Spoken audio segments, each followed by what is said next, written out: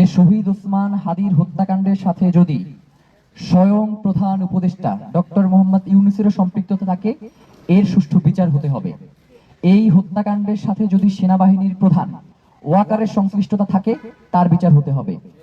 এর সাথে যদি আওয়ামী লীগের সংশ্লিষ্টতা থাকে, তার বিচার হতে হবে। এর সাথে যদি হাসিনার সংশ্লিষ্টতা থাকে, তার বিচার হতে হবে। প্রথমত, এই যে মামলাটা, সেখানে যে তদন্ত করা হয়েছে একদম পুরোটাই অস্পষ্ট, ভরপুর, এবং যাদেরকে আসামি করা হয়েছে মূল কোনো আসামি ধরাছোঁয়ার বাইরে।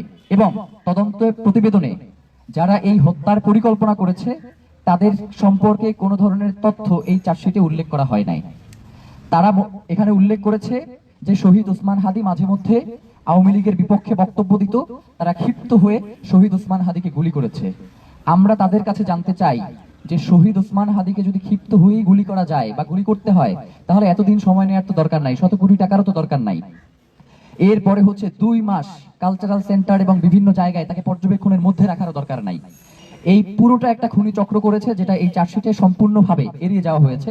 এবং আপনাদেরকে আরো একটা গুরুত্বপূর্ণ তথ্য দেই, সেটা হচ্ছে শহীদ ওসমান হাদি যেই দিন খুন হন, মানে যেই দিন তাকে গুলি করা হয়, এই দিনে আপনারা জানেন যে ওবায়দুল কাদের, আওয়ামী লীগের পলাতক সন্ত্রাসী ওবায়দুল কাদেরের চার্জশিট দাখিল হওয়ার কথা, যার 1 নম্বর আসামি ছিলেন শহীদ শরীফ ওসমান, 1 নম্বর সাক্ষী ছিলেন শহীদ শরীফ ওসমান হাদি। যার কারণে এই ঘটনাকে কোনোভাবেই ছোট করে দেখবার কোনো সুযোগ নাই। বাংলাদেশের স্বাধীনতা, সার্বভৌমত্ব রক্ষা এবং ইনসাফ লড়াইয়ের জন্য জুলাই পরবর্তী সময়ে সবথেকে বলিষ্ঠ কণ্ঠস্বর ছিলেন শরীফ ওসমান হাদি। আপনারা বিভিন্ন সময় এখানে এসেছেন এবং আপনাদেরকেও তিনি এই সংবাদ সম্মেলনের মাধ্যমে জানিয়েছিলেন যে তার জীবনের নিরাপত্তার হুমকি রয়েছে। কিন্তু রাষ্ট্র তার জীবনের নিরাপত্তা নিশ্চিত করতে সম্পূর্ণরূপে ব্যর্থ হয়েছে। এমনকি যারা তাকে খুন করেছে, রাষ্ট্র সব প্রণোদিত হয়ে তাদেরকে আড়াল করবার চেষ্টা করছে। এরপরে যে ব্যাপারটা আমরা বলতে চাই সেটা হচ্ছে, এই যে চার্জশিটটা দাখিল হয়েছে, এই চার্জশিটের কোনো আগামাথা নাই। এই চার্জশিট সে শুরুই করেছে হচ্ছে ফয়সাল করিম মাসুদকে দিয়ে। যখন আমাদের কাছে তারা বলেছে যে তাদের 90% তদন্ত শেষ, যদি তারা ডিএমপি কমিশনার এখানে এসেছে, তাদের 10% মাত্র তদন্তের বাকি আছে। এর জন্য তারা সময় চেয়েছেন 7 তারিখ পর্যন্ত, 10 দিন। আমরা বলেছি ঠিক আছে, আপনারা আপনাদের মতো করে তদন্ত করেন। কিন্তু এই তদন্ত করবার পরেও এই তদন্তের কোনো কিছুতে কোনো পরিবর্তন আসে নাই। আগেও যেটা আপনারাও যেটা জানেন সেইটাই এইখানে শুধু উপস্থাপন করা হয়েছে, কিন্তু আমরা যেটা জানি না সেইটা কোনোভাবেই এই মামলার ক্ষেত্রে করা হয় নাই।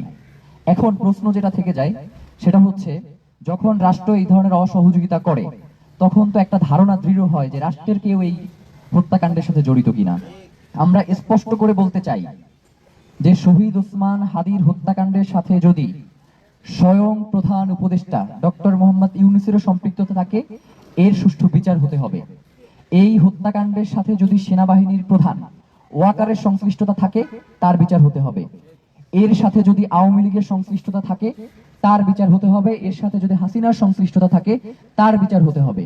মানে বাংলাদেশে শহীদ ওসমান হাদির হত্যাকাণ্ডকে কোনো ধরনের ইস্যু দিয়ে নাই করে দেয়া যাবে না।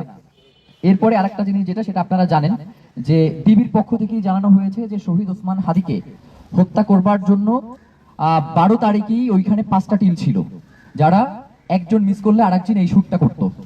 তো এই চার্জশিটে বাকি 4টা গ্রুপের কথা কই, যেই 4টা গ্রুপ বসেছিল শুট করবার জন্য। 5 তারিখে তারা বলেছে যে সেন্টারেও তারা হচ্ছে গুলির অ্যাটেম্প নিয়েছে, কিন্তু তারা সেটাতে সক্ষম হয় না। 21 জনের একটা টিম এই মিশনে গিয়েছিল। তাহলে সেই 21 জনের যে মিশনের যে টিমটা গিয়েছিল তারা কোথায়? তারা চার্জশিটের ভিতরে নাই কেন? এখন